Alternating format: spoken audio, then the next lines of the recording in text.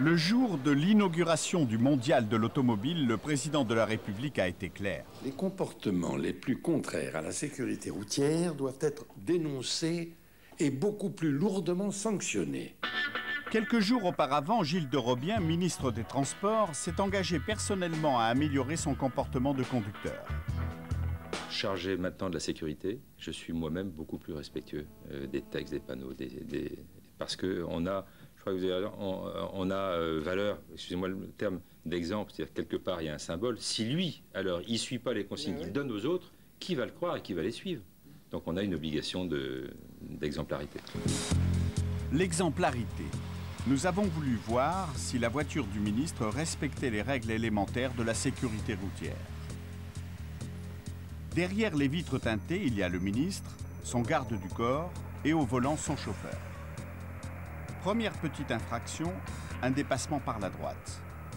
Mais on peut se dire, qui ne l'a pas fait? Deuxième infraction, le feu passe à l'orange.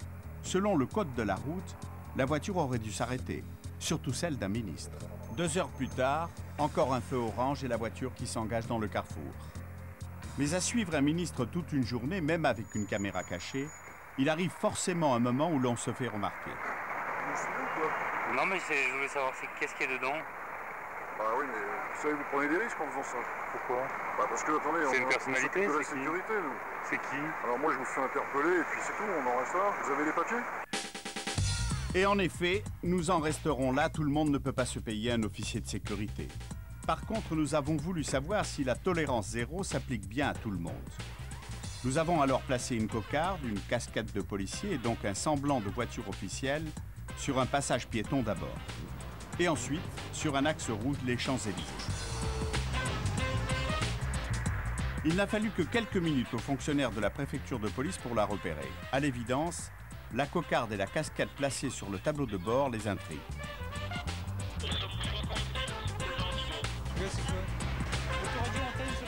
Après un temps d'hésitation, il verbalise la voiture officielle d'une amende de 35 €, soit 230 francs.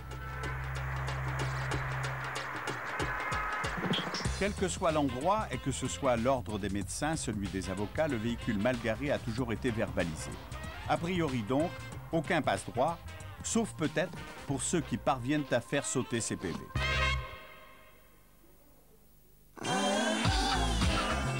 Antibes dans les Alpes-Maritimes, l'une des plus grandes discothèques de la Côte d'Azur.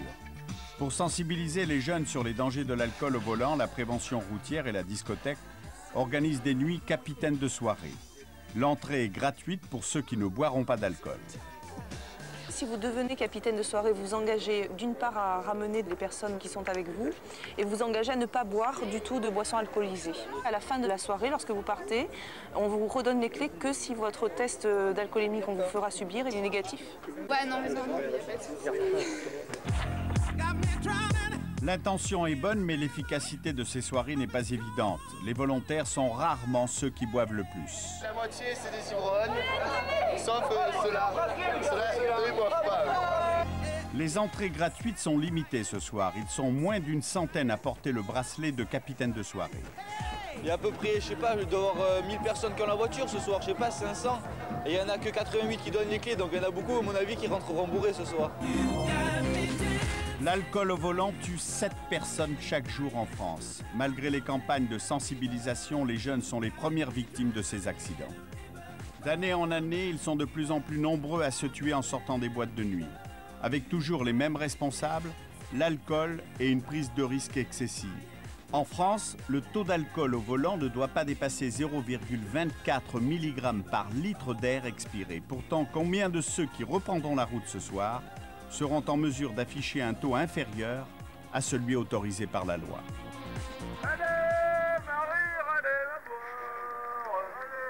Est-ce que vous avez consommé de l'alcool ce soir? Un verre.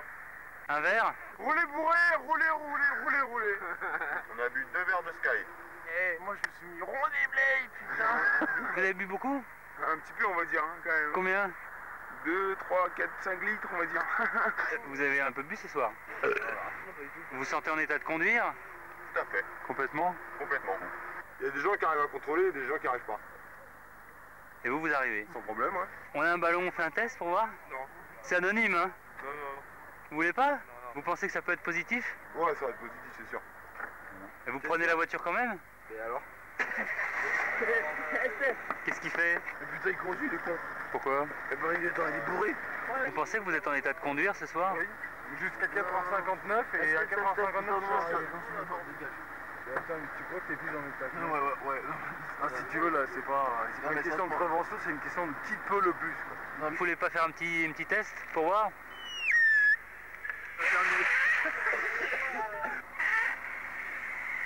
C'est bon? Ouais.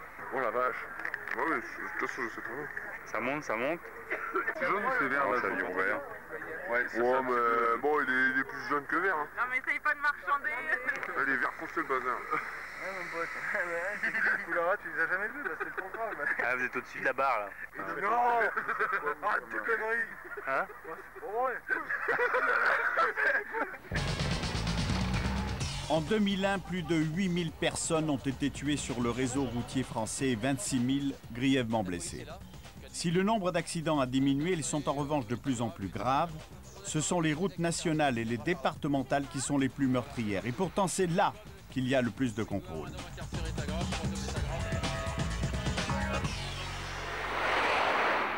Ça roule vite là, hein? Antibes, sorti de la discothèque, un autre capitaine de soirée, le capitaine Amblard. Il commande l'escadron de la sécurité routière des Alpes-Maritimes. Ici, la vitesse est limitée à 50 km/h. 115, la voiture.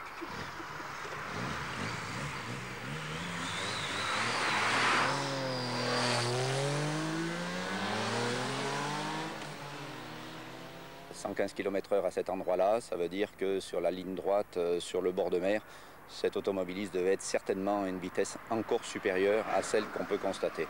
Ben, il est mal, oui, il est mal. En plus, il va être soumis au dépistage de l'alcoolémie.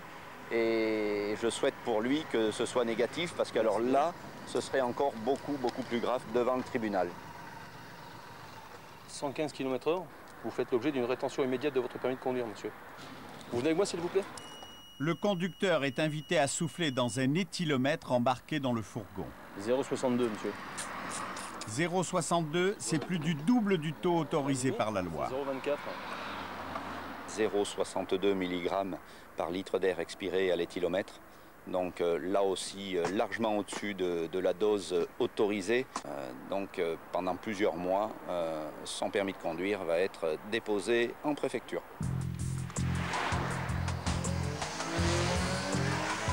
La rétention immédiate du permis de conduire, c'est l'arme la plus efficace des gendarmes. Mais la procédure est lourde. Au bout de 3 alcoolémies positives, tous les gendarmes sont occupés à verbaliser et n'ont plus le temps de contrôler. Ceux qui n'étaient pas capitaines de soirée peuvent alors rentrer chez eux sans retenir leur souffle.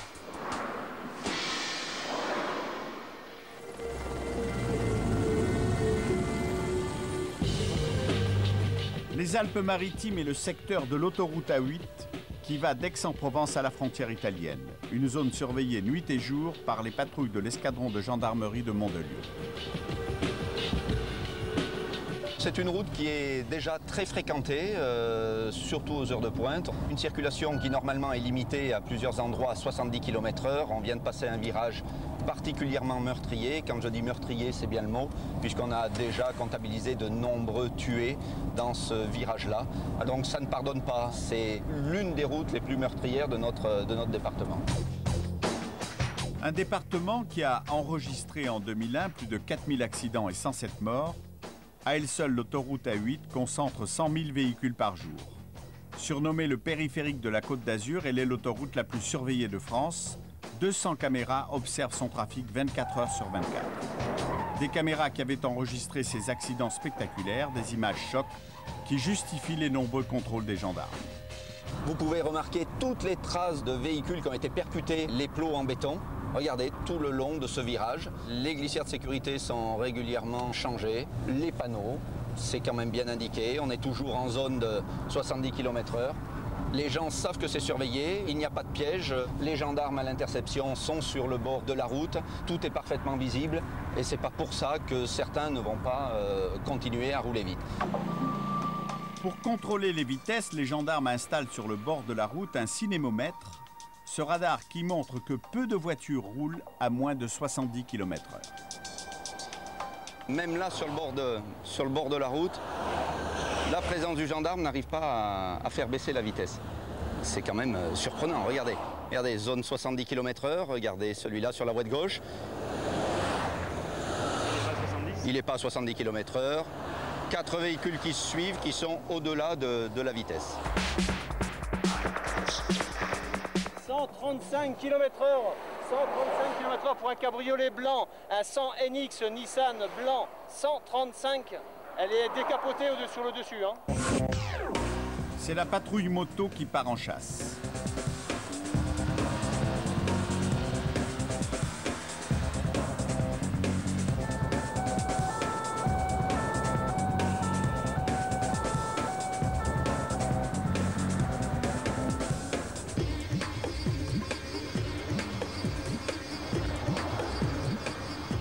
Monsieur, bonjour, gendarmerie nationale, police de la route, veuillez descendre votre vite s'il vous plaît.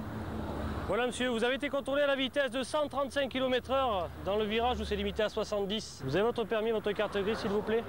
Alors monsieur, je vous explique, étant donné que c'est un gros excès de vitesse, nous allons procéder à la rétention immédiate de votre permis de conduire. C'est-à-dire qu'à partir de cet instant, vous n'avez plus le droit de conduire. Eh oui. Le jeune homme n'en revient pas, il encaisse sans rien dire, mais vous allez voir que cela ne se passe pas toujours aussi bien. Hey,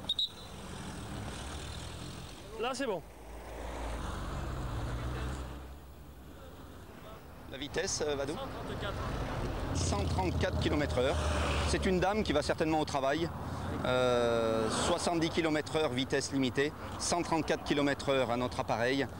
Ça veut dire que cette dame va repartir sans son permis de conduire aujourd'hui.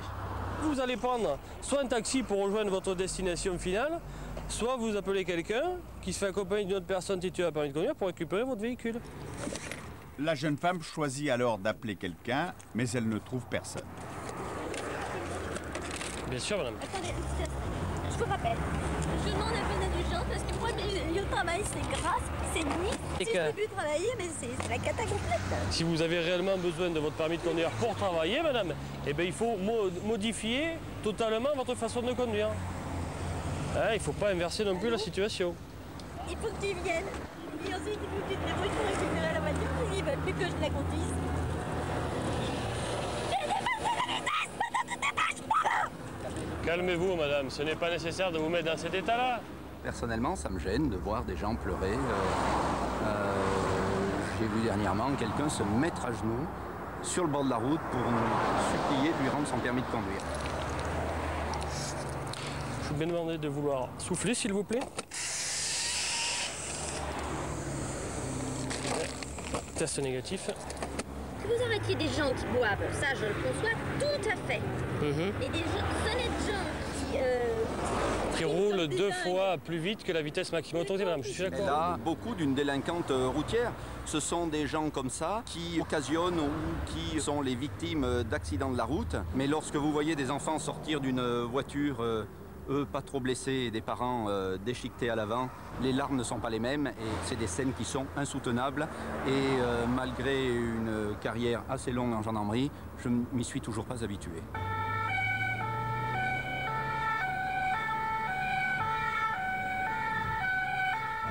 Bien non, on se rend sur les lieux d'un accident qui a été signalé, a priori un accident corporel, mettant en cause 2 voitures donc sur l'autoroute en direction de l'Italie.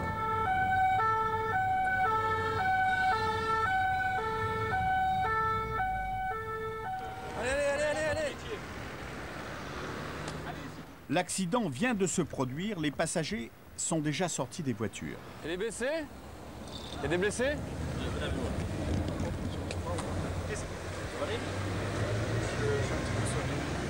Qu'est-ce qui s'est passé? Pour l'instant, on ne sait pas encore. C'est vous, monsieur, qui était dans la voiture? Qu'est-ce qui s'est passé? Je sais pas. Je sais absolument pas. C'est-à-dire, vous étiez dans quelle voiture? J'étais dans cette voiture-là, j'avançais tranquillement, et puis apparemment une voiture qui doublait par la droite, et celle-là, en voulant se rabattre, m'a coupé la route, et puis voilà. Vous avez fait un tonneau? Plusieurs tonneaux? Pas mal. Ça sent intéressant. C'est votre voiture? Oui, c'est ma voiture. Qu'est-ce qui s'est passé? Ce qui s'est passé, c'est qu'une voiture m'a doublé par la droite en me faisant une queue de poisson. C'est une 307 qui est parti, qui est repassé là, on n'a pas compris pourquoi. Il est repassé ici, de ce côté, je sais pas, 10 minutes après, et on attend. Vous voulez peut-être voir ce qui s'est passé peut-être. Ouais, voilà, je pense qu'elle a dû se rendre compte de ce qui s'est passé, mais partir après. Malgré la violence de l'accident, grâce à la ceinture de sécurité, il n'y a que 2 personnes légèrement blessées. Des témoins qui se trouvaient derrière la voiture confirment la version du conducteur. Une 307 a fait une queue de poisson en doublant par la droite avant de s'enfuir. Ils ont vu ensuite quelque chose de plus choquant encore. Le conducteur du véhicule qui a occasionné cet accident donc a effectivement pris la fuite. Des témoins ont relevé le numéro d'immatriculation. Cette personne donc serait allée tourner au niveau de la sortie suivante Mandelieu pour repasser dans le sens inverse, se serait arrêté. Alors tout ça c'est à vérifier pour prendre des photographies. Voilà, donc dès lors une enquête donc, est en cours pour vérifier tous ces éléments. 2 heures plus tard, à la gendarmerie de Mandelieu, les enquêteurs entendent le témoignage des occupants de la voiture qui étaient derrière la 307 blanche, celle qui a causé l'accident. Disons que quand on l'a vu arriver, quand on l'a vu doubler par la droite, on s'est spontanément dit non, c'est pas vrai, il va pas le faire, il va pas passer. Et il l'a fait. Et effectivement, voilà, 2 voitures se sont retrouvées sur le capot. J'ai vu juste des cheveux blancs, une paire de lunettes. Et je pense que ouais, le monsieur, la cinquantaine, quoi. Cinquantaine bien passée, quoi. Et on a vu effectivement la 307 venir stationner sur la bande d'arrêt d'urgence. En face de l'accident, il a pris son appareil photo et il a photographié l'accident. Quand on a vu ça, on était tous un petit peu effarés. Donc, la réaction vive, je dirais, du passager d'un des véhicules qui s'est retourné en essayant d'aller l'interpeller. Et le monsieur est reparti immédiatement. Et alors là, au niveau de la plaque, vous avez vu quoi alors? Bah, le premier nombre, enfin 25, et le dernier 74. Mais écoutez, merci. Et puis, de toute façon, j'ai votre numéro, si on a besoin de... En parallèle de la gendarmerie, nous décidons alors de mener une enquête. Merci, au revoir, monsieur, dame. De notre côté, nous avons appris que plusieurs véhicules immatriculés dans le 74 ont été aperçus près du lieu de l'accident dans un chantier. Effectivement, sur le site, il y a une voiture immatriculée en Haute-Savoie. Ce n'est pas une 307, mais un air de famille peut expliquer une erreur. Renseignement pris, cette voiture est utilisée par le responsable du chantier. Bonjour, excusez-moi, je cherche le responsable du chantier, vous savez où il est? Ah bah, il doit être par là. C'est pas sa voiture là, non? Si, c'est sa voiture. Bah, allez voir là-bas. Ouais, j'allais voir. Le responsable le voilà, mais son visage ne correspond pas à la description des témoins, sauf que l'homme n'est sans doute pas le seul à conduire cette voiture de fonction. Nous sommes allés jusqu'au bureau de la société. Bonjour. Vous avez combien de responsables chantier ici? 3, 4, 5? Parce que j'ai vu des plaques sur les chantiers 74. C'est parce que le siège social est en Haute-Savoie. Ah ouais, d'accord. Pendant que nous parlons, un homme qui correspond au signalement entre dans un bureau. Il accepte alors de nous recevoir. La cinquantaine, les cheveux blancs, il porte des lunettes. La description faite par les témoins. En sortant des bureaux sur le parking de la société, une 307 blanche immatriculée 74 vient d'arriver. Nous cherchons alors son conducteur. C'est une petite question. Il y a d'autres gens qui sont arrivés là, non? C'était des gens de chez vous qui sont passés dans... Le responsable de conducteur de travaux, vous voyez, il est assez speed. Hein. Ah, vous pensez que j'ai pas eu juste 2 secondes que je lui dise bonjour Non, moi je le dérange pas parce qu'il est trop speed. Non, moi je le dérange pas. Il va partir, il reste. Je peux repasser dans une demi-heure. Une demi-heure plus tard, le conducteur vient reprendre sa voiture. Lui aussi correspond au signalement. Cheveux blancs, lunettes, la cinquantaine. Ah, d'accord. Hein? Vous êtes peut-être en rendez-vous, non? Oui, parce que non, c'est pas un rendez-vous, c'est que l'hélico nous attend. Ah, l'hélico vous attend, bon. Là, bon, les horaires, c'est très dur, mais il n'y a pas de problème, on arrivera bien. Vous êtes un homme pressé? Non. Rapide. Un homme rapide, d'accord. C'est beaucoup de choses. Tellement de choses qu'en le suivant quelques instants, nous découvrons que l'homme ne semble pas être un fin connaisseur du code de la route et de ses feux rouges. Nous décidons alors de montrer ces images tournées en caméra cachée aux victimes de l'accident. Nous leur avons fixé rendez-vous à Cannes chez l'homme qui avait perdu le contrôle de sa voiture après la queue de poisson de la 307 blanche. La jeune femme témoin de l'accident est là également. Nous leur présentons les visages de ceux que nous avons filmés. D'abord le chef du chantier. Et c'est absolument pas lui, ça c'est clair. Puis celui qui nous a reçus dans son bureau. Ça vous dit quelque chose? Non, je pense pas, je pense que... C'est pas lui. Non. Rien de probant jusqu'au moment où la 307 blanche apparaît sur l'écran. Pour moi, la voiture, c'est celle-là. Ça, il n'y a pas de doute. C'est bien garé. Ouais, sur une plaque handicapée. Oh la vache. Donc apparemment, en plus, ce serait celle-ci. Cet homme-là, effectivement, ça y ressemble beaucoup. Ouais, c'est plus la... Très honnêtement, être affirmative et dire oui, c'est lui. Moi, j'ai surtout en tête le profil du personnage. Moi, le... Est-ce qu'on vous prépare peut-être un petit article sur l'activité? Vous êtes peut-être en rendez-vous, non? Vous êtes un homme pressé? Non, un homme rapide. Je pense que ça fait partie de ces personnes très égoïstes qui vivent pour eux, qui se préoccupent pas de... Enfin, que ça intéresse assez peu, finalement, que les autres intéressent assez peu. Donc, effectivement, voilà, c'est le cadre sup qui se la raconte un peu et qui est au-dessus de tout. Donc, c'est l'homme pressé qui vaut bien plus que tout le monde. Moi, cet homme, il m'écœure, quoi. Mais le problème, c'est qu'il faudra attendre le prochain accident où peut-être il tuera des personnes pour que cette personne-là subisse des méfaits sur son comportement en voiture. Ben moi, si je sais que les gendarmes arrivent à entendre cette personne et qu'il s'avère qu'en fin de compte, que ce soit celle-ci qui ait provoqué l'accident, moi, je porte plainte contre cette personne. Porter plainte car non seulement il a frôlé la mort, mais pour l'instant, en l'absence de l'auteur, c'est lui le responsable de l'accident. Il peut être poursuivi pour blessure involontaire et pour la destruction des deux véhicules, de quoi être révolté. À la gendarmerie, l'enquête aboutit à suspecter le même conducteur. Il convoque le dernier témoin et lui présente le visage de l'homme. Oui, lui, oui. Ah oui, sans problème. Ça correspond plus. Il n'a pas eu la moindre hésitation, les gendarmes décident de le convoquer. Allô? Bonjour monsieur, la gendarmerie de Toulouse demande de lieu. Oui. Vous êtes sur le Canet là actuellement? Tout à fait, oui. Très bien. Nous avons un dossier vous concernant et il faudrait que vous vous présentiez le plus rapidement possible, c'est-à-dire dans la demi-heure qui suit, puisque vous n'êtes pas très loin. C'est pour un excès de vitesse, non? J'ai pas fait... Je vous expliquerai tout ça de vive voix dès que vous arrivez au bureau. À ce moment-là, j'essaye de faire un saut rapidement. Oui, ah ben, faut pas essayer, hein, faut venir, hein, c'est pas pareil. D'accord, ok. Ok? Prenez votre temps, hein, roulez prudemment quand même. Hein. Non, sans problème. Je vous remercie monsieur, à tout de suite, au revoir. Une demi-heure plus tard, le conducteur de la 307 suspecte se présente. Accompagnez-moi, s'il vous plaît. Qu'est-ce que j'ai fait comme bêtise? Je vais vous expliquer tout ça. Alors, donc il est 9h55.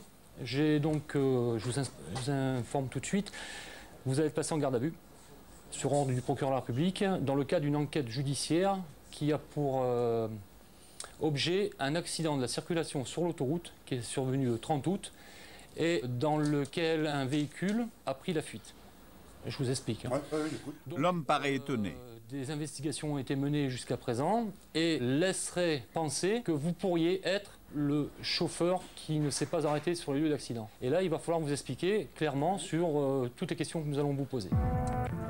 Première vérification des gendarmes, l'homme a bien une 307 blanche immatriculée en Haute-Savoie. Les deux premiers chiffres de la plaque correspondent à la déclaration des témoins. Sur la carrosserie, il n'y a aucune trace de choc. Je vais vous demander de passer juste à côté. Ah non, bah alors là, vous me foutez par terre. Le 30 août, c'est un accident sur l'autoroute? Oui. Attendez, donc on notifie le droit. Non, mais ça y est, c'est moi qui ai téléphoné à la borne. Ah bon? J'ai téléphoné à la borne de l'autoroute, deux voitures qui ont fait les tonneaux, derrière moi. Enfin, derrière vous, je sais pas. Hein, ah ben, moi, je sais, parce que j'ai vu dans le rétro, c'est moi qui me suis arrêté à la borne pour prévenir. C'est une borne... Il reconnaît qu'il était donc bien sur l'autoroute au moment de l'accident, mais d'après lui, les mauvais conducteurs seraient plutôt les autres. J'étais derrière un convoi formé par une Fiat, une 306, qui visiblement cavalait comme des fous. D'accord. Vous étiez derrière? J'étais, moi et mon doublé, j'étais sur la voie milieu. D'accord. Une Fiat m'a doublé. Suivi d'une 306, tout ça, ça tournait comme des ballons. À ce moment-là, ça a brassé, ils se sont écartés. Ils sont serrés à droite, d'accord, oui. Enfin, au milieu, quoi, au milieu, ouais. Moi, je suis passé, voilà, et après, en roulant, j'ai senti quelque chose au conduit, et j'ai vu des trucs très lointains qui tournaient dans le rétroviseur. Pour moi, j'étais déjà à un bon kilomètre. 1 kilomètre, c'est une distance qui le mettrait donc à l'abri de toute responsabilité. Pour lui, ces deux personnes se tiraient la bourre. Pour l'instant, dans ce qu'il dit là, il n'a bien sûr aucune responsabilité dans cet accident. Non, je voudrais savoir maintenant vraiment qu'est-ce qui se passe. Voilà, bah écoutez, là maintenant, non, restez là-bas. Je vais vous reposer des questions, ok, un peu plus ciblées, si je puis dire. Alors, contrairement donc, à vos déclarations, plusieurs témoins affirment que c'est la 307 de couleur blanche qui est arrivée très rapidement derrière la petite voiture bleue qui roulait sur la voie de gauche. Que répondez-vous? Je réponds que c'est faux. J'affirme le contraire. Je réponds que c'est faux. Je n'ai jamais dépassé par la droite ce véhicule bleu. Ni aucun autre véhicule. Ni aucun autre véhicule, non. Non, mais attendez, ce matin, vous m'interrogez sur là, vous avez l'air de me reprocher un certain nombre de choses. Moi, je veux savoir ce qui se passe. Moi, je ne sais plus, là. Je vais être infusible. Là, on est en train de me faire un faux procès, je sais pas. Non, mais je ne fais pas un faux procès, moi. Moi, je ne vous fais pas un faux procès, je vous pose des questions et on va y arriver. Je ne suis pas dans une enquête policière. Moi, bon, alors, en aucun cas, la fuite. Le conducteur de la 307 a réponse à tout, même pour la photo. Il va trouver une explication. Je savais que c'était l'accident dont j'avais prévenu, hein. Et je vous dis, j'ai même pris, sur la bande d'arrêt d'urgence, quand j'étais arrêté dans la file là-bas, j'ai même pris une photo. Je l'ai la photo. J'ai allé pas dans l'appareil, je sais pas comment elle est, j'en sais rien. Je peux vous le donner. C'est quoi cet appareil? Un truc jetable de chantier que j'ai. Et moi, quand il y a un accident ou un truc comme ça, je fais toujours une photo, ça peut servir ou un truc comme ça. En remontant dans le sens, j'ai dit, tiens, tac, j'en prends une. Au même titre, je ne vais pas vous dire que je suis collectionneur. Au même titre, j'en ai quelques-unes dans mon... L'homme ne se dit pas collectionneur, enfin juste assez pour avoir d'autres photos d'accidents sur lui. C'est 24 heures du Mans, ça. Alors, vous voyez que je garde de temps en temps, je garde des photos d'une Ferrari qui s'était scratchée. Hein bon, ça n'a rien à voir avec le truc, mais je dis bon, bah, j'ai pris ouais, parce que moi aussi, je prends des photos. Oui, oui. Je veux dire, c'est pas par esprit morbide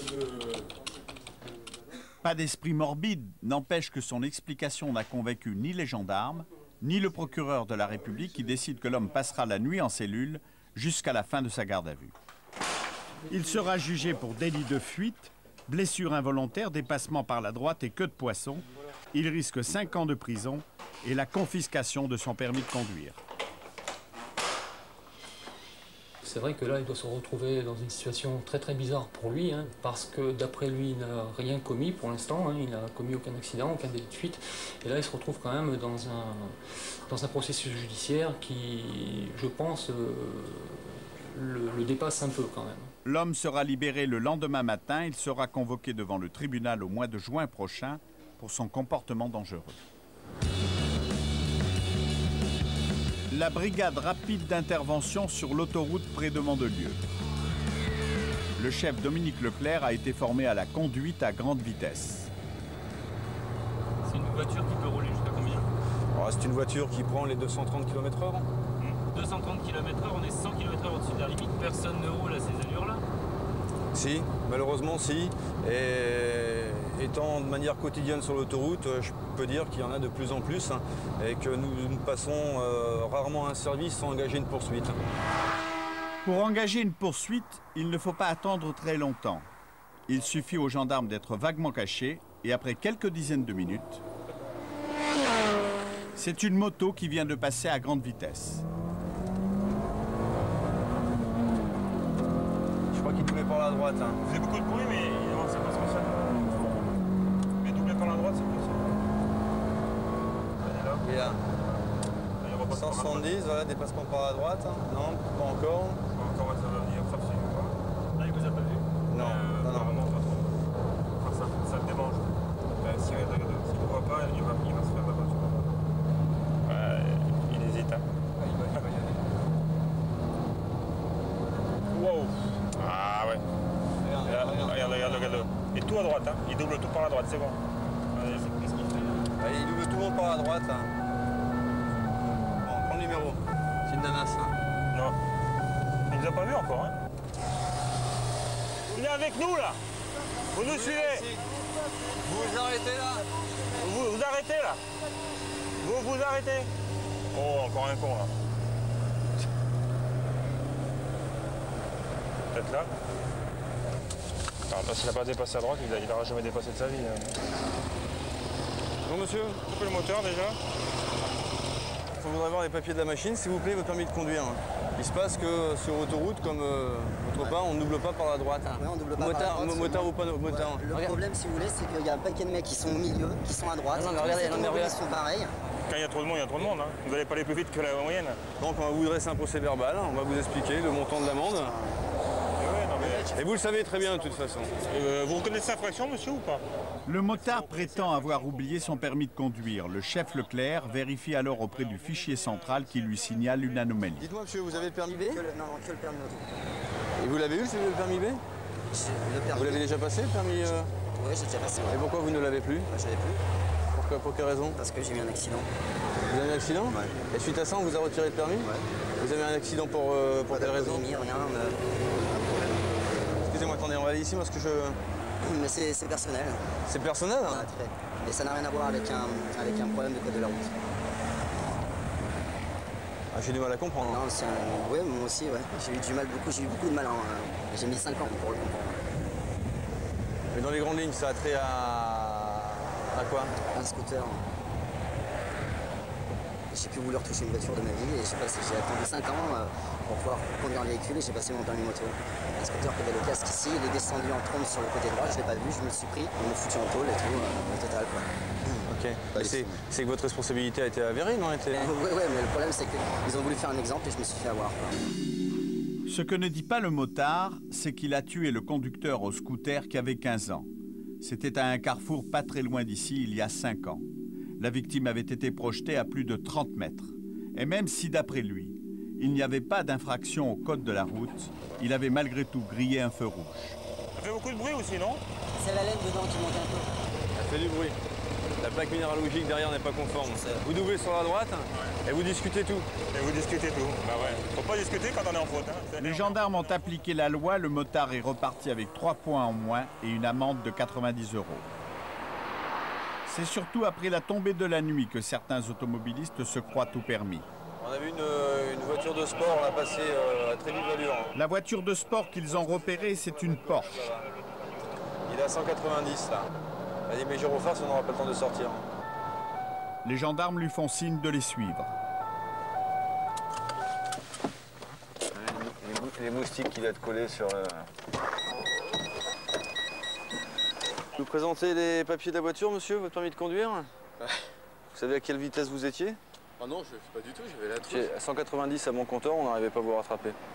Bah, j'ai pas fait du tout attention. Bah oui, mais il faut faire attention, monsieur. Bon, on va déjà vérifier les papiers.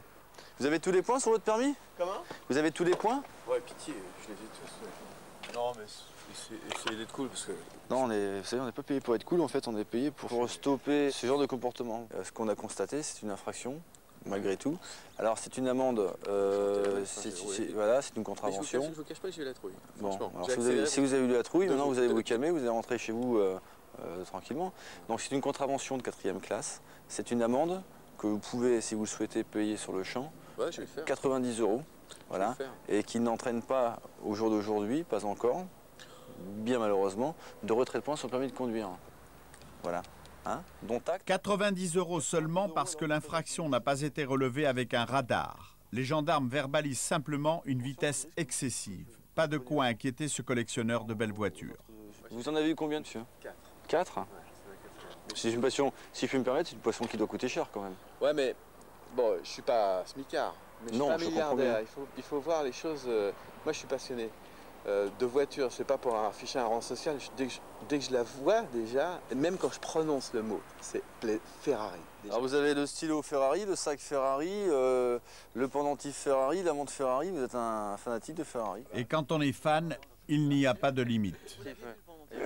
On l'avait jamais faite celle-ci. Croyez-moi, sur la route, on en voit. On en voit. Mais le coup du tatouage Ferrari... Enfin voilà, non mais écoutez, que ça vous serve de leçon. Je peux vous montrer quelques photos? Oh, si vous voulez. Vous voyez, quand on intervient, nous, sur des... Voilà. Vous voyez, la jeune fille, là? Elle était amputée d'un bras. Oh, putain. Et le bras, je vais vous le trouver. Il est ici. Voilà. Ça, c'est l'autre bout. Bah, vous avez des enfants? Bah, j'ai une fille qui a à peu près bientôt de cet âge-là. Voilà. Elle a 18 ans. Bon, voilà, donc, le petit ami vient d'avoir le permis et je gueule parce qu'il accélère dans ma ville comme un sauvage. Quoi, et ben voilà. Alors j'ai gueulé comme un veau. Voilà, donc c'est vous qui gueulez et puis c'est vous qui ramassez le PV, quoi. Voilà. Ce soir-là, les gendarmes n'ont pas vraiment eu l'impression d'avoir donné une leçon aux conducteurs. Dans d'autres pays d'Europe, comme en Angleterre, les amendes sont bien plus élevées qu'en France. Dans certains pays, elles sont proportionnelles au salaire. La raison sans doute pour laquelle les routes françaises sont les plus dangereuses d'Europe, avec celles du Portugal et de la Grèce. Lorsqu'il y a 3 tués en France, il y en a 2 en Italie et un seul sur les routes anglaises et allemandes. À la section de la circulation routière de la gendarmerie, on a compris depuis longtemps que le mauvais comportement des Français au volant n'était pas une fatalité. Il n'y a pas réellement de meilleurs résultats parce que les Allemands sont Allemands et parce que les Suisses sont Suisses. Il y a simplement un système qui permet que l'infraction soit traitée et payée très rapidement. Donc, partant de ce principe, les gens sont beaucoup plus disciplinés. Lorsque ces étrangers roulent en France, ils ont des comportements tout à fait similaires à ceux des Français. Ainsi, les Français ne seraient pas plus mauvais conducteurs que les autres. On peut d'ailleurs toujours trouver pire. En Chine, il y a moitié moins de voitures qu'en France et 100 000 tués sur les routes. Des chiffres qui pour beaucoup de conducteurs semblent virtuels, pas plus réels en tous les cas qu'un jeu. Moi j'ai eu un accident, voilà, j'entraîne tout le monde, le bus, le camion qui arrive derrière, l'autre bus, j'ai tué au moins une 50aine de personnes. Tout ça parce que j'ai été inconscient en voiture. Ces images proviennent d'un nouveau jeu vidéo, l'un des plus vendus actuellement. C'est une course de voiture, mais le but c'est de conduire en chauffard, de rouler à contresens sur les autoroutes et de provoquer des accidents spectaculaires.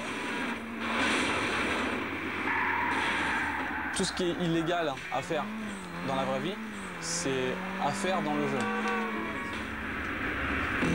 Là, je dois être à plus de 210 km/h en ville.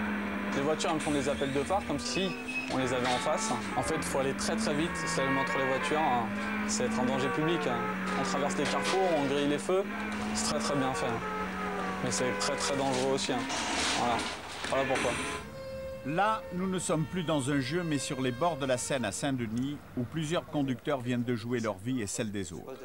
Cette voiture-école a été poussée dans l'arbre par une autre voiture qui faisait apparemment la course avec une troisième, qui, elle, est dans l'arbre suivant.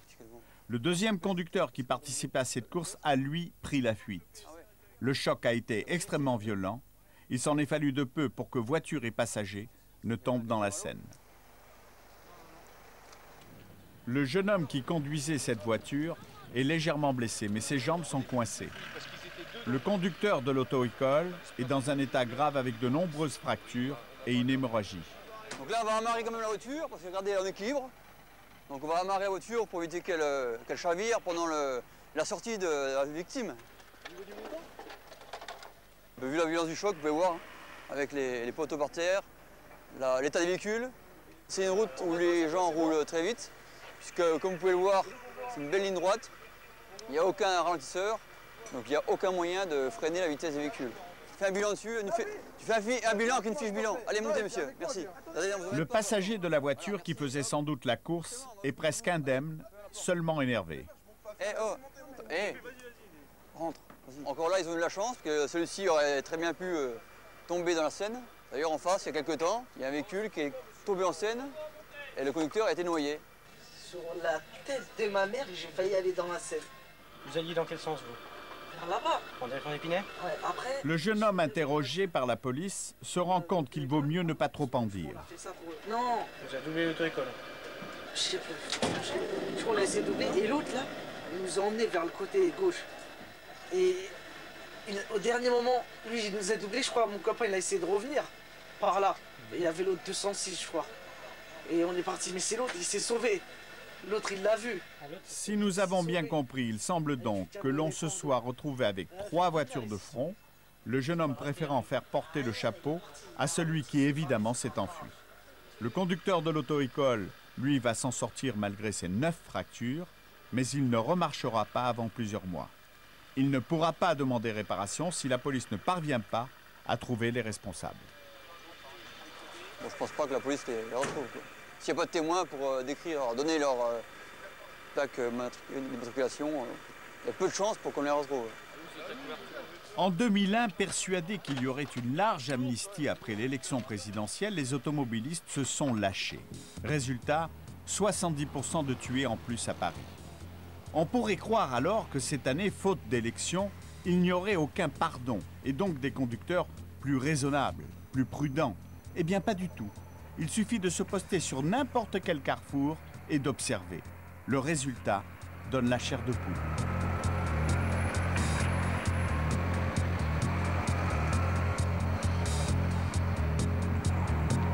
Et certains, quand ils s'arrêtent, le font n'importe comment, par exemple sur le passage pour piétons.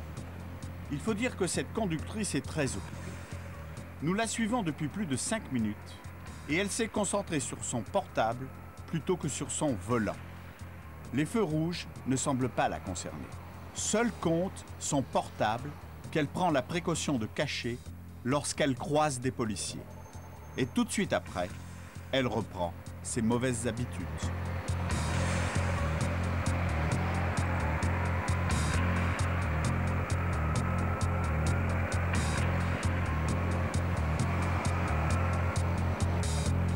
Quelques minutes plus tard, cette jeune femme qui conduit comme une kamikaze se gare, à sa façon, et bien sûr, sur un bateau. Nous n'avons pu résister à l'envie de lui demander alors ce qu'elle pensait de sa manière de conduire. Bonjour. Bonjour. Je peux vous poser une petite question? Non. S'il vous plaît, juste une petite question. Qu'est-ce que c'est? Mais arrête de m'espionner. Est-ce que vous pensez que vous êtes une bonne conductrice, madame? Vous m'entendez? Non. Le comportement de la dame au caniche peut paraître caricatural. Il est pourtant à l'image de bon nombre de conducteurs.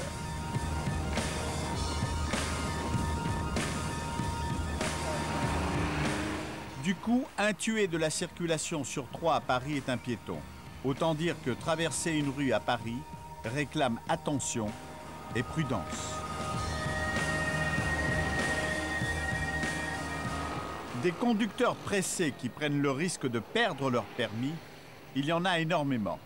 Beaucoup prennent également le risque de faire perdre des vies.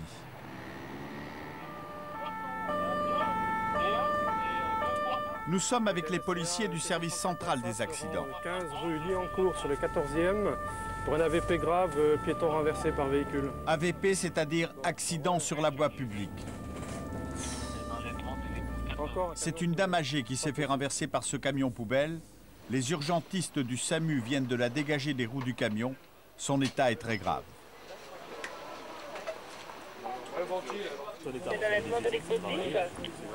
Apparemment, ça serait un piéton âgé de 60 à 70 ans qui était renversé apparemment sur le passage piéton par le camion de la mairie de Paris, camion poubelle. Bon. De toute façon, vous êtes venu après, quoi. Venu en voiture. Le chauffeur de la benne à ordures affirme qu'il n'a rien vu, rien entendu. Mais il se rend compte soudain de ce qui vient de se passer. Ah putain. Il est choqué, hein. Bah, apparemment, il est très choqué par ce qui vient d'arriver. Fait un malaise. Donc là, il part à l'hôpital Cochin pour examen psychologique. Là, j'accompagne Claude. Lieutenant Avant roulage, vous aurez encore des mesures à prendre ou pas? Lieutenant, comment elle va là, la dame là? Son état est sérieux. Hein, sérieux? Après, c'est quoi? C'est la jambe? Il y a la jambe, faut voir la tête, et puis le reste, après, c'est l'aspect radiographique. Donc polytraumatisme. Ouais, et la jambe, elle est dans quel état? En fait, là, on m'a emballé, donc je serai assez allé. Excusez-moi. Bon, monsieur, vous êtes apparemment, vous avez été témoin d'accident, non? Non, je ne suis pas témoin d'accident, je suis arrivé juste après l'accident. J'étais le premier sur les lieux. J'ai vu que cette femme était sous le camion, qu'elle était consciente, puis les pompiers sont arrivés immédiatement, ils ont pris le relais. Les amis ne peuvent réparer la plaque d'amortissage. Donc Franck, tu as qui là, s'il te plaît? Les 2 Reapers derrière. Ça, c'est les 2 Reapers, ça n'a rien. Qu'est-ce qui s'est passé? Vous avez vu l'accident ou pas? Bah non, j'ai juste entendu le bruit, quoi, c'est tout. Bah oui, bien sûr. Les habitants du quartier sont sous le choc. Tout le monde connaissait la vieille dame. La petite dame qui a la canne. Oh non, madame. Justement, ils veulent savoir si elle a une fille. Oui, elle a une fille. Je sais pas où elle habite. Oh. C'est pas possible. Mais qu'est-ce qu'il y a eu? Le camion lui a roulé dessus. La pauvre dame, hein. La pauvre dame, quand même. Non, mais au lieu de convoquer les personnes âgées à la mairie, 91 ans, on ne les convoque pas, elles sont handicapées, on leur livre leur boîte de chocolat et puis c'est fini, bordel. Parce qu'elle était convoquée à la mairie, Ben, bien sûr, pour retirer sa boîte de chocolat pour les fêtes de fin d'année. Vous vous rendez compte? Madame, bonjour. J'ai pris l'identité, déclaration des témoins. D'accord. Je suis en train de les remettre au propre. Et voilà. Donc, vous avez vu quoi alors? À peu près en gros? Ah ben moi j'ai vu qu'il roulait dessus. Hein. Et je fais signe au conducteur parce que je voyais la dame petit à petit qui s'approchait. Et lui, il ne voyait rien du tout. J'ai crié, et puis la dame, elle est passée par-dessus. Je la connais, c'est ma voisine de palier. C'était ma voisine de palier. D'accord.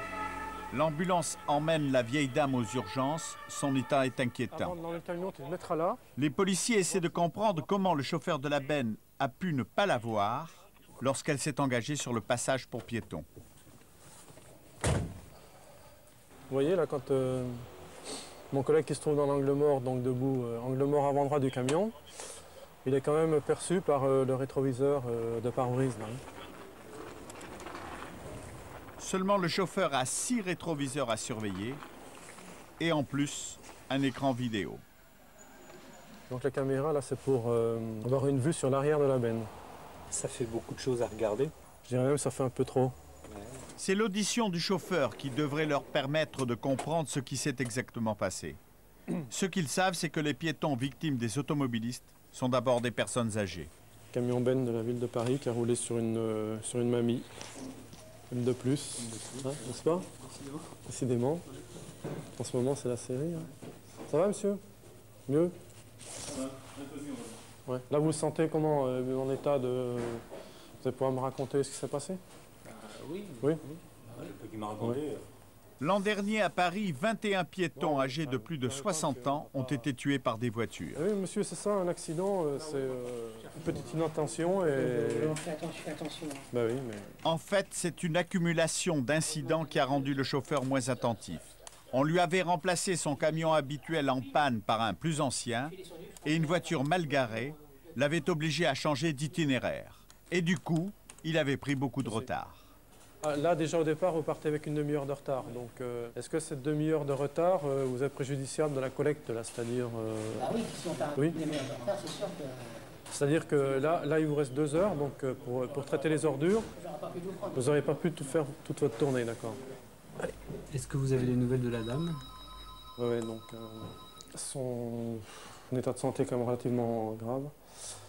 Elle a sa tension artérielle qui est tombée à 5, donc là, elle est partie donc, en urgence au bloc opératoire. Elle aura au minimum donc, une amputation de la jambe. Mais un risque de décès très très important. Le policier doit informer le chauffeur de l'état de la vieille dame. Mais les mauvaises nouvelles ne sont pas faciles à annoncer. Donc si jamais, éventuellement, si par malheur, donc la victime venait à décéder, par exemple, enfin non, on va pas... Non, monsieur, attendez, monsieur, non, attendez. Monsieur. En cas de décès de la vieille dame, le conducteur serait à nouveau convoqué, mais il ne risque qu'une amende et quelques points de moins sur son permis. Voilà, donc on imprime, vous allez relire, je vais vous rendre votre permis, monsieur. Là, sinon, vous vous sentez comment, là? Vous vous sentez responsable de l'accident ou vous vous sentez comment, là? Nous sommes entre nous, là. Ah non, je ne me sens pas responsable. Non? Non, sincèrement, je suis en faute, j'hésiterai pas à le dire. Et non, je ne l'ai pas vu. Je ne l'ai pas vu. Ben lui, il ne se sent pas du tout responsable de l'accident. Il ne comprend pas comment cette dame s'est retrouvée là sur le passage piéton. Mais là, plutôt que de regarder dans ses rétros, il aurait peut-être dû regarder en fait, dans son pare-brise ou dans la vitre latérale droite. Peut-être qu'il aurait vu la dame s'engager sur le passage piéton. La vieille dame n'a pas survécu à l'intervention. Le chef de service du chauffeur est venu le chercher, mais la place qu'il avait choisie pour garer sa voiture montre que le drame qui vient de se dérouler n'est pas une leçon. Le respect du code de la route, le respect des autres, ne sont pas des pratiques qui s'acquièrent spontanément, c'est la conviction du capitaine Colori. Il est responsable de la sécurité routière du département des Yvelines et pour lui, la plus grande criminalité, c'est celle-là. Il n'y a aucune délinquance en France qui fait autant de morts. Donc, on met les moyens pour lutter contre les criminels sur le bord de la route. Les gens disent vous feriez mieux d'être ailleurs. Mais non, on est là parce qu'il y a 8000 morts. Il y a des gens qui utilisent la route comme un terrain de jeu. Moi, c'est mon travail, la route, et il y a des fautes qui ne me font pas rire du tout. Ce qui révolte particulièrement l'officier, c'est le comportement des conducteurs de deux roues. Sur sa mobilette avec sa façon de conduire, sa durée de vie doit être de 3 mois à peu près. J'ai contre les motards qu'ils ont un petit peu trop tendance à se sentir impunis sur la route. Dans la région parisienne, la moitié des tués de la circulation sont des conducteurs de moto. Les livreurs de pizza, c'est affreux. Ils roulent sur le trottoir, ils remontent les sens interdits. Je crois que pour eux, le seul objectif, c'est que la pizza arrive chaude. Hein. Mais ce qui risque d'être froid à la fin de la journée, c'est eux. Le capitaine pense que seule une répression sans faille peut sauver des vies. Il a sa méthode pour faire la chasse aux comportements dangereux. Et là, on est en voiture banalisée, donc les gens ne se méfient pas du tout. Et vous allez voir le nombre d'infractions. Vous avez vu, on en a vu au moins 3 depuis qu'on est parti, et on a fait 2 km. Quelques centaines de mètres devant sa voiture, des motards roulent dans le même sens. Il est en liaison avec eux. Le monsieur derrière me colle au train.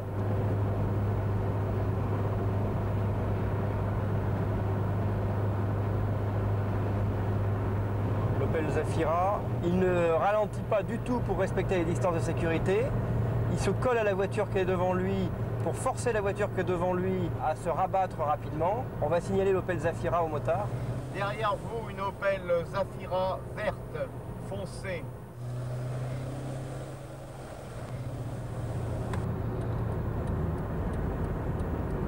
Monsieur le gendarme national, vous pouvez me présenter les papiers du véhicule, s'il vous plaît, c'est votre permis de conduire? Les gens n'ont pas conscience qu'aujourd'hui, on mène une guerre sur le bord de la route contre ce que moi j'appelle le terrorisme routier. Un radar vient d'enregistrer une voiture à 156 km/h. Tous les ans, environ 8000 morts. C'est 2 fois le World Trade Center. C'est toutes les semaines l'équivalent d'un Concorde qui s'écrase sur la route. Les motards ont intercepté le conducteur qui roulait trop vite. Donc là, vous rouliez à 156 km/h pour 100. Et la limitation passe de 110 à 100 dès que les conditions pluie, brouillard et neige sont présentes. C'est pas possible de faire un effort. Non. Je fais déjà un très gros effort, je vous sauve la vie. Je peux pas en plus vous sauver le permis. Le jeune conducteur semble ne pas comprendre que les règles sont également faites pour lui. On va pas s'entendre. On va pas s'entendre. Non. Je vous emmène à 200 km/h sur un vol. Non, vous allez dire, il n'y a aucun risque. Vous êtes en train de me convaincre de prendre mon téléphone très rapidement dans l'après-midi, de téléphoner à la préfecture et de dire celui-là, il faut me l'enlever au moins 6 mois de la circulation. Vous, quand on vous le redonnera, vous recommencerez? Je roulerai à ma vitesse, je suis désolé, je vais pas vous mentir. Très bien. Mais je vais pas vous raconter de bêtises. Je suis content de le savoir. On peut se demander si la répression est la seule solution. Le capitaine de gendarmerie n'a pas d'hésitation. Ça marche quand vous voyez que depuis le début de l'année, sur le département des Yvelines, il y a 48,88% de tués en moins par rapport à la même période de l'an dernier. Ça marche. Quand vous voyez que sur 10 mois, j'ai près de 60 accidents de moins, ça marche. C'est motivant. Et c'est vrai qu'il a de quoi être fier. D'après les statistiques, le capitaine et ses motards ont sauvé 15 vies en un an. Mais si des progrès sont réalisés dans quelques régions de France, il y a encore beaucoup à faire. Par exemple, dans le contrôle de l'alcoolémie, le fameux ballon. Beaucoup de gens ont des doutes sur son efficacité. C'est le cas de ceux qui ont été victimes de cet homme.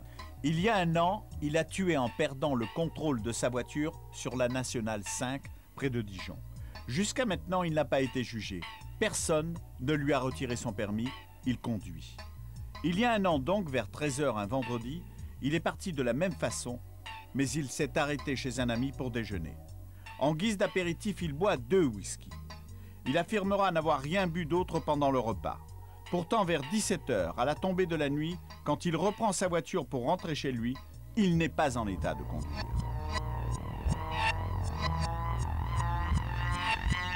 En arrivant dans un virage, il ne maîtrise pas sa voiture.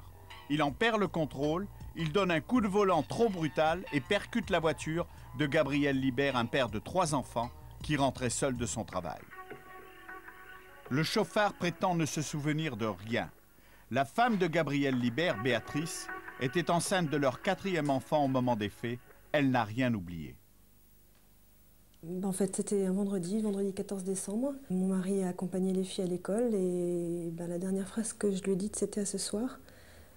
On s'était donné rendez-vous à la maison à 6 h. Et puis c'est vrai qu'à 8 h du soir, j'ai vraiment commencé à m'inquiéter. Et à 8 h 15, j'ai reçu un coup de fil des gendarmes me disant que mon mari avait eu un accident. Et après, ça a été très vite puisque mon mari a été opéré dans la nuit et il est décédé 4 jours plus tard. Gabriel Libert avait 37 ans. Il n'a jamais connu son petit garçon né 5 mois après son décès. Et une voiture lui est rentrée dedans, ça c'est ce qu'on m'a dit. Et après, j'ai su qu'effectivement, c'était une voiture qui roulait à gauche, a priori très vite. Et en plus de ça, avait un comportement anormal. Un comportement anormal qui avait attiré l'attention d'une conductrice qui roulait derrière lui. Elisabeth Vosso avait été impressionnée par ce qu'elle avait vu ce soir-là. Alors donc là, je le suivais en entrée de Sampan. Et là, il a donné un petit coup de volant. Ici, là. Il a dû prendre peur parce que bon, la voie rétrécit. Donc il a donné un petit coup de volant. Bon, il s'est rattrapé. Je dis, tiens, bizarre. Et puis là, il est monté sur le trottoir, là. Il y avait une voiture en stationnement. Il est passé à quelques centimètres de la voiture. Hein. Donc évidemment, il est allé à gauche, ici. Il est retourné à droite. Et puis encore à gauche. Il a rasé la pancarte, là. Et tout ça sans freiner. Hein. Vous imaginez la voiture, comment elle a pu faire. Ah je me suis dit qu'il avait de l'alcool dans le sang. De l'alcool dans le sang. Le comportement dangereux du conducteur le laisse supposer. Dans l'heure qui suit, les gendarmes effectuent un dépistage d'alcoolémie sur l'auteur de l'accident. Le résultat est négatif. On ne peut pas savoir si c'est quelqu'un qui avait bu, dans le sens où l'alcoolémie, a priori, s'est révélée négative. Ce qu'on sait, c'est que c'est une personne qui avait bu quand même de whisky à 2 h de l'après-midi, puisqu'elle le dit elle-même. C'est une personne, soi-disant, qui n'avait pas l'habitude de boire. Donc c'est vrai que moi, je me pose la question de savoir comment on peut prendre 2 verres de whisky à 2 h de l'après-midi quand on ne boit jamais. Enfin, c'est pas ma vision des choses sur ne jamais boire d'alcool. Le lendemain, où son épouse a appelé demandant si je savais s'il y avait ou non de l'alcool. Et quand je lui ai dit qu'il n'y avait pas d'alcool, effectivement, elle a eu l'air soulagée, mais c'est la première chose qu'elle m'a posée comme question. Donc, bon, ceci dit, c'est vrai que l'alcoolémie s'est révélée négative, mais j'ai pas le sentiment d'avoir vraiment toute la vérité, puisque ce contrôle d'alcoolémie, on ne sait pas dans quelles circonstances il s'est fait. Autre témoin de l'accident qui a suivi ce qui s'est passé ensuite, ce jeune homme. Il était au volant de la voiture grise qui suivait celle de Gabriel Libert. Et les gendarmes sont arrivés avec un ballon, donc ils ont fait souffler monsieur. Et ensuite, ils m'ont fait souffler moi. Les résultats, moi j'avais bu du Coca-Cola, donc moi c'était négatif. Lui, on m'a dit que c'était négatif aussi. Alors, et ça vous a surpris? J'étais surpris à cause de l'odeur. L'odeur, c'était une odeur de pastis ou de whisky, mais bon, une odeur d'alcool, quoi, fort. Mais... Le ballon qui ne détecte pas la présence excessive d'alcool, Maître Collard affirme que c'est fréquent. Elle est, précisons-le, l'avocate de Madame Libert. Le test du ballon n'est pas fiable, tout le monde le sait, tous les experts le savent. Il y a à l'heure actuelle d'ailleurs certains gendarmes et certains policiers qui refusent de faire des tests au ballon.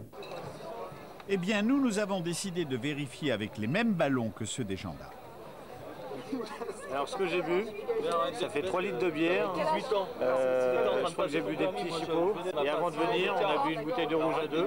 Et voilà. J'ai bu 3-4 verres de vin rouge et 4 pains. 4-5 verres de bière, 4 fois 50 centilitres de bière. Donc ça fait 2 litres environ. Cette bande de joyeux fêtards a accepté de se prêter à notre test. C'est intéressant. On a mis un peu d'alcool dans le sang, mais comme on tient plus,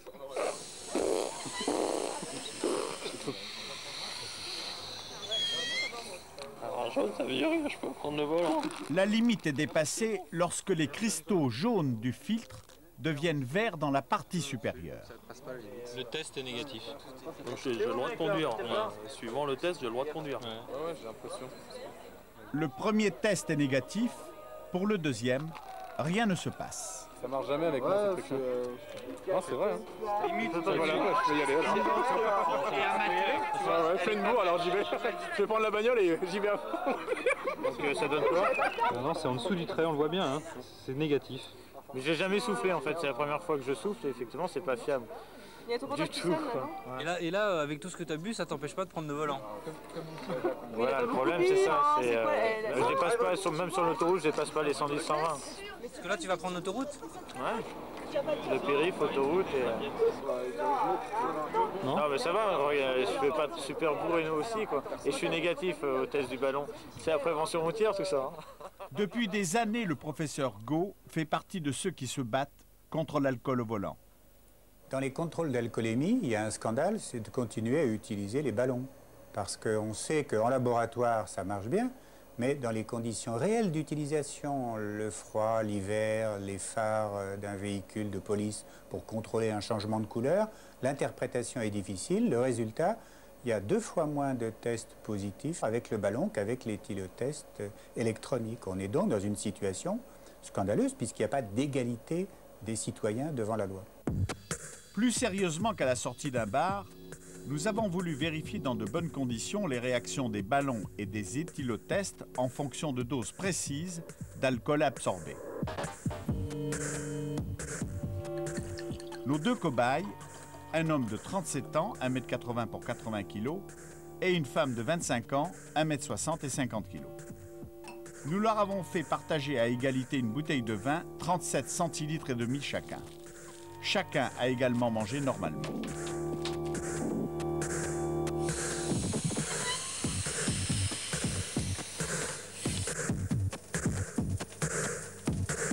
Résultat pour la femme, les cristaux du filtre verdissent au-dessus de la limite. Pas pour l'homme, qui reste négatif. Les humains ne sont pas égaux devant une consommation d'alcool identique. Il y a un certain volume dans lequel se dilue l'alcool. Donc, une femme de faible poids aura une alcoolémie et des effets psychiques, des modifications de comportement beaucoup plus importantes qu'un homme de 80-85 kg qui dilue l'alcool dans un volume plus grand. Ensuite, nous avons voulu voir au bout de combien de verres de whisky notre cobaye masculin allait franchir la limite. Après le premier verre, notre cobaye avoue qu'il ne se sent plus en état de conduire. Le ballon est pourtant négatif. L'éthylotest est au-dessous de la limite de 0,24 mg qui est celle qui ne doit pas être dépassée.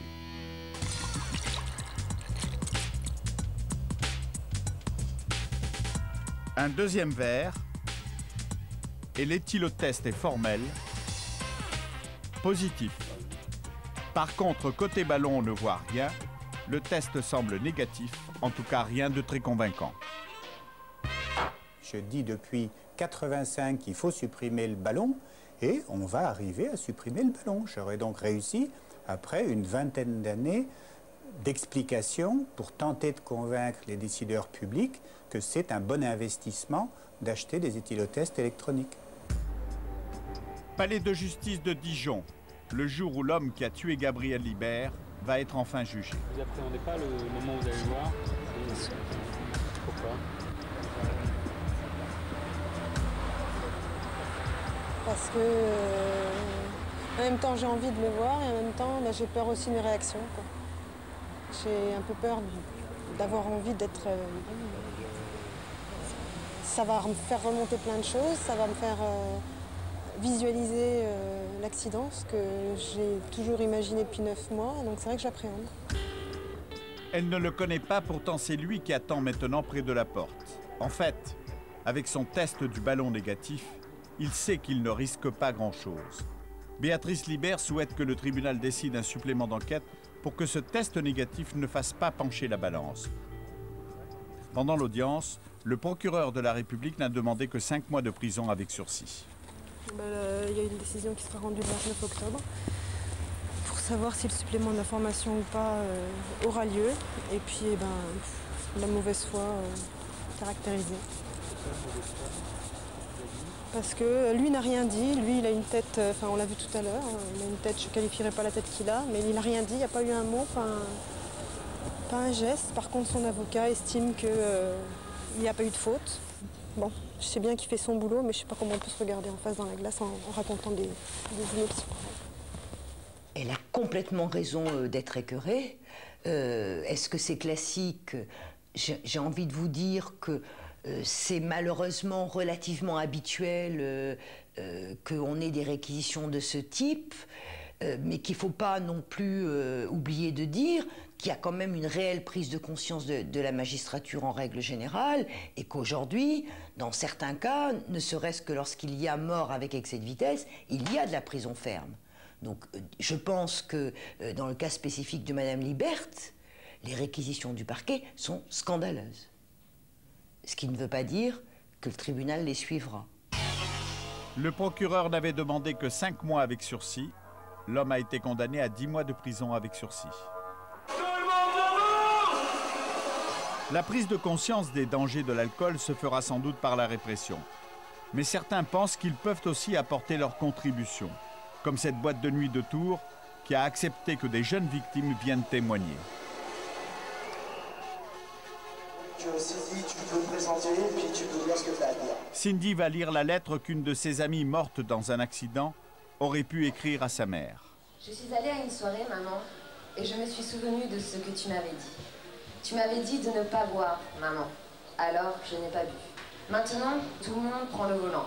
J'ai commencé à conduire, maman, et comme je sortais pour prendre la route, l'autre auto ne m'a pas vue, et elle m'a frappée. Je suis étendue sur le pavé, maman. J'ai entendu le policier dire que l'autre garçon était sous. Et maintenant, je baigne dans mon sang, maman. Le garçon qui m'a frappé marche, et je ne crois pas que ce soit juste. Quelqu'un aurait dû lui dire de ne pas conduire quand il avait bu. Ma respiration devient de plus en plus courte, maman, et j'ai peur. J'ai une dernière question, maman, avant de te dire adieu. Je n'ai pas bu avant de conduire, alors pourquoi suis-je celle qui meurt? Voilà. Merci, la soirée continue. Allez, bonne soirée à tous et merci à Cindy et à son ami. Entre une répression qui s'annonce beaucoup plus sévère et une majorité de conducteurs qui semblent avoir pris conscience qu'il était temps d'arrêter de prendre des risques, on peut espérer que moins de jeunes filles et de jeunes gens perdront la vie sur la route.